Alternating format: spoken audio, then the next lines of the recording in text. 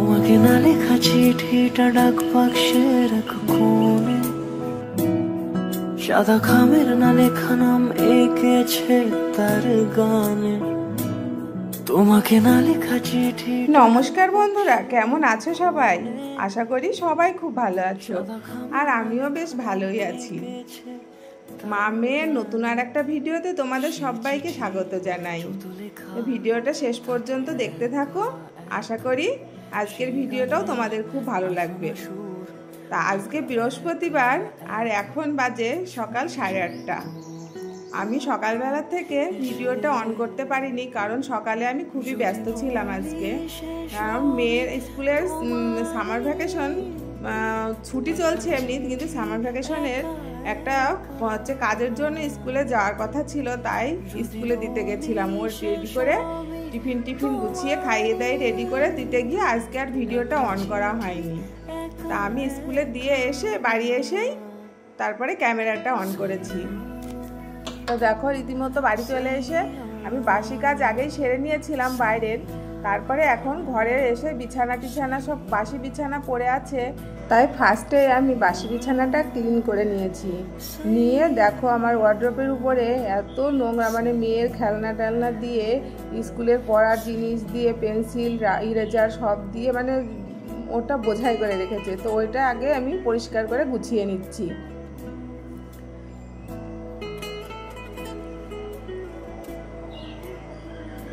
প্রতিদিনই এইগুলো গোছাতে হয় আমাকে, আর প্রতিদিনই নোংরা হয়। সকালবেলা উঠে দেখবো মানে যত জিনিস, সব জিনিসই ওর ওপরে মেয়ে রেখে দিয়েছে গুছিয়ে।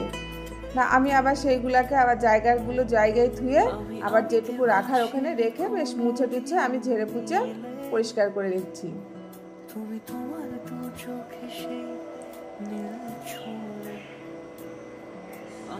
ঘরে এসে ঘরটা পরিষ্কার পরিচ্ছন্ন না থাকলে না একটুও ভালো লাগে না।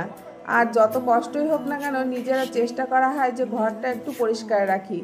আর এই যে খাটের এইগুলো জানো তো, আমি এখন প্রতিদিন তো মুছতে পারি না। আগে প্রতিদিনই মোছা হতো, কিন্তু এখন ওই সপ্তাহে 2 দিন করেই মোছা হয় আমার।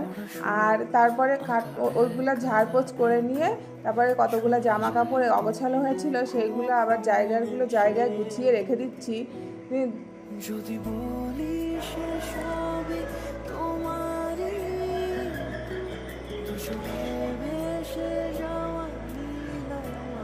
ঘরের সব জিনিসই মোটামুটি একটু গোছগাছ করে নিয়েছি। আর এই হারমোনিয়ামটা আমার উপরের ঘরেই থাকে। মেয়ে এখন উপরে গরমের জন্য যেতেই চায় না, তাই আমি ওটাকে নিচে নিয়ে এসেছি। আর নিচে একটু রাখার অসুবিধাই হয়, কারণ উপরের থেকে নিচে অনেক জিনিস, তো সবসময় আমাদের নিচেই থাকা হয়, উপরে ঘরে কমই থাকা হয়। তা ওটা মেয়ে গান করার সময় আমি খাটের ওপরে তুলে দিই, ও গানটা শেষ হয়ে গেলে আবার নিচে নামিয়ে রাখি সাইড করে। তা আমি ওই কাজটা করে নিয়ে দেখো, শোকেসের মধ্যে এত জিনিসপত্র মানে এলোমেলো করে রেখেছে। ওরা তো কখনোই একটু হাত দিয়ে গুছিয়ে রাখবে না, যখন আমি গোছাবো তখনই ওটা গোছানো হবে, না হলে ওইভাবেই পড়ে থাকবে। তা আমি এটাও একটু শোকেসের উপরটাও একটু গোছগাছ করে নিচ্ছি। করে নিয়ে আবার আজকে একটু তাড়াহুড়ো করে কাজ করতে হবে আমাকে, কারণ আজকে বৃহস্পতিবার, একটু পুজো আছে। আবার পুজো করতে গেলে একটু দেরি হয় আজকের দিনে, কারণ সব কিছু পাল্টিয়ে তারপরে ঘট বসিয়ে সব কিছু করেই তো আজকে পুজোটা দিতে হয়। ওই জন্য একটু দেরি হয় পুজো করতে। আবার রান্না বান্না করা আছে, ওই জন্য একটু তাড়াহুড়ো করে আমি কাজগুলো সেরে নিচ্ছি। আর যেহেতু বৃহস্পতিবারের দিনটাই আমার বেশি কাজ করতে মন লাগে, কারণ ওই দিন হচ্ছে মা লক্ষ্মী, মানে ঘরের কোনো জায়গায় একটু নোংরা থাকলে উনি আবার একটু সেদিন রাগ হয় ওনার, আমার মনে হয়। ওই জন্য আমি আবার বৃহস্পতিবারের দিন বিশেষ করে আমি ঘর দোর সব জায়গায় কোণা থেকে ও কোণা একটু পরিষ্কার রাখারই চেষ্টা করি।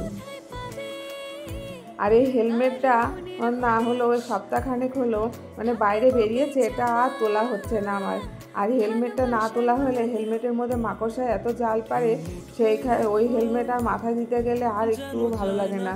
ওই জন্য হেলমেটটাও আমি একটু ঝেড়ে মুছে টুছে ওটা আবার ব্যাগের মধ্যে করে চেন আটকিয়ে ওটা আমি একদম আলমারির মাথায় তুলে রেখে দেবো। আবার যখন লাগবে তখন বার করবো। মানে খুব একটা লাগে না, কোথাও তো যাওয়া হয় না, যাই খালি মেয়েকে স্কুলে দিতে পড়তে দিতে এইটুকুই। স্কুটি করে। আর ওই কাজটা করে নিয়ে আমার একটু খিদেও লেগে গেছিলো। তা মেয়ে আবার একটু ওটস ভিজিয়ে রেখেছিলো আম দিয়ে কলা দিয়ে।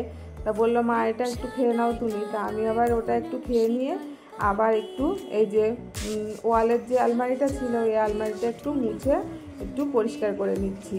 আজকে সারাদিন আমার মুছতে মুছতেই হাত ব্যথা হয়ে যাবে, এমনিতেই হাতে ব্যথা, আরও মানে চারিদিকে সব কিছু মুছতে গেলে সেদিন আর হাতে আরও ব্যথা করে। তারপরে আমাদের রেশনের চাল দিয়েছিল, রেশনের চাল আমাদের খাওয়া হয় না, মেয়েরা তো কেউ খেতে পারে না। তাও হচ্ছে তোমাদের দাদাভাই বললো রেশনের চালগুলো তো খুব সুন্দর, আজকে একটু রান্না করবা তো দেখবো। ঠিক আছে, তাই চালগুলো নিয়ে ভাত বসাবো। তারপর দেখি চালের মধ্যে না একটু অন্য রকম চাল, আমি ওইগুলো বাছাই করতে দেখো এগুলো মনে হচ্ছে অরিজিনাল চাল, মনে হচ্ছে একদম হাতে তৈরি করা চাল, তবে এগুলো নাকি প্লাস্টিকের চাল। একটু দাঁতে দিয়েও দেখলাম চালগুলো না ভাঙছে না, মানে দাঁতে চ্যাপটা হয়ে যাচ্ছে। তা যাই হোক, বেছে পরিষ্কার করে নিয়ে আমি রেশনের চাল দিয়ে আজকে ভাতটা রান্না করেছিলাম। ভাতটা কিন্তু খুব সুন্দর হয়েছিল, কোনো গন্ধও নেই, কিচ্ছু না, না কেউ খেলে খাওয়াই যায় এরকম। তারপরে কি রান্না করব, আজকে বাজারও করা হয়নি সেরকম, তার জন্য আমাদের বাড়িতে যে ডাটা লাগানো হয়েছিল ডাটাগুলো বেশ বড় হয়ে গেছে, ওখান থেকেই কটা ডাটা তুলে নিয়ে এসে ঘরে কটা চিংড়ি মাছ ছিল ফ্রিজে, আর এই ঘরে যা সবজি ছিল পটল, গাছে বেগুন, এইগুলো তুলেই আমি রান্নাটা সেরে নিয়েছি। আর মেয়ে আবার তখন খুব মধ্যে লস্যি খেতে ইচ্ছা করছিল, তাই ঘরেই টক দই ছিল, তা ও একটু লস্যি বানিয়ে বলছে মা নাও একটু খেয়ে নাও।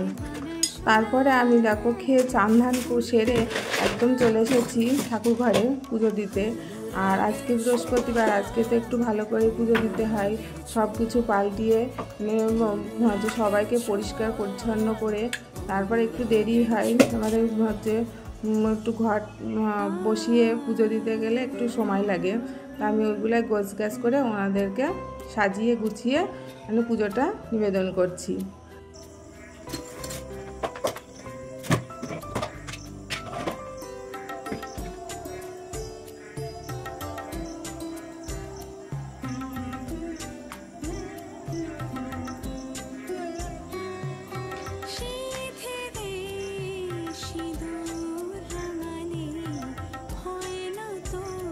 দেখো ঘটে আমি চন্দন আর সিঁদুর লাগিয়ে এবার আমের পল্লবটাও একটু সিঁদুর আর একটু চন্দন লাগিয়ে ঘটের মধ্যে দিয়ে দেব।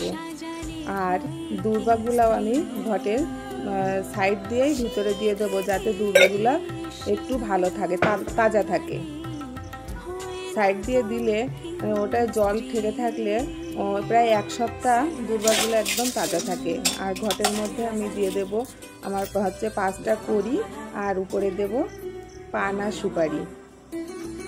আর এদিকে আমার যে জল শঙ্খ আছে দেওয়া মায়ের কাছে, জল শঙ্খের মধ্যে আমি একটু গঙ্গা জল দিয়ে ওনার কাছে এটা রেখে দেবো। তো এইভাবে আমার পুজোটা আমি সেরে নিচ্ছি। আর আমার ভিডিওটা তোমাদের সবার কেমন লাগছে তোমরা কিন্তু অবশ্যই কমেন্টে জানিও, যদি ভালো লাগে তাহলে সবাই একটু লাইক কমেন্ট করো। আর যে সকল নতুন বন্ধুরা আমার ভিডিওটা দেখছো তাদেরকে বলছি আমার ভিডিও যদি তোমাদের ভালো লাগে তাহলে হচ্ছে আমার এই ছোট্ট চ্যানেলটাকে একটু সাবস্ক্রাইব করে দিও পরবর্তী ভিডিওটা দেখার জন্য। আর আমার যে পুরনো বন্ধুরা আছে তাদেরকে বলছি তোমাদের আমার তরফ থেকে অনেক অনেক ধন্যবাদ আর অনেক অনেক ভালোবাসা।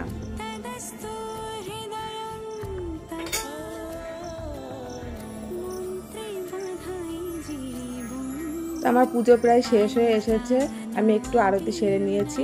আর দেখো তো আমার মাকে সাজিয়ে গুছিয়ে কেমন লাগছে, মা লক্ষ্মীকে দেখে একটু জানাবে কিন্তু সবাই।